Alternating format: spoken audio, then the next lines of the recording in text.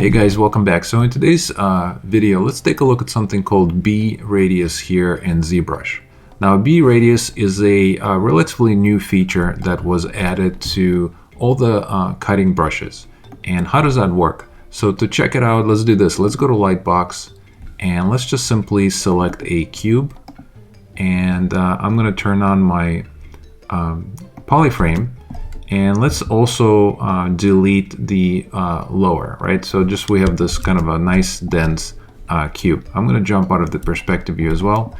And to use the BRadius, if I hold on the Control and Shift and jump into my quick pick here, all of the knife brushes will have the feature available. So let's start with this one. Let's select the knife rectangular, again hold on Control and Shift, and if I press spacebar you can see that a new panel appeared, and one of the features or one of the buttons is called BRadius.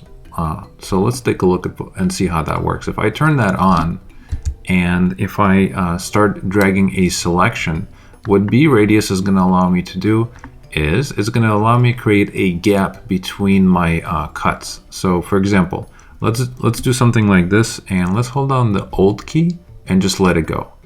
And you can see what has happened, right? It created a gap. Now, what is this gap and what is the size of this gap? What if I wanted to be make it smaller or larger? How does that work?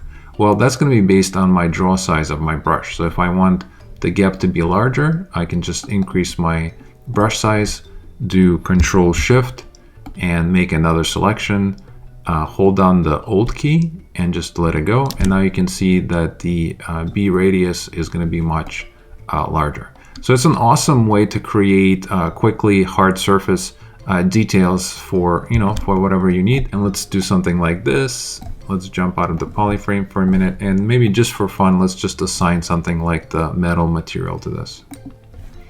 All right, very cool. So now let's grab something else. Let's do Control Shift, and instead of knife rectangular, let's do the curve one, right? So for the curve one, I'm going to make my brush size really small. All right, now if I hold on Control Shift and let me press Alt a couple times, let's just create some kind of a funky design here. We'll do something like this. Hold down the Alt key and just let it go. And now you can see that I just created a cut that's going right through my mesh.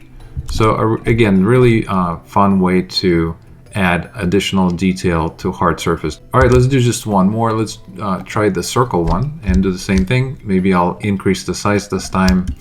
All right, let's do let's make a selection down here. We'll do something like this. Holding down the space bar, I can move this around.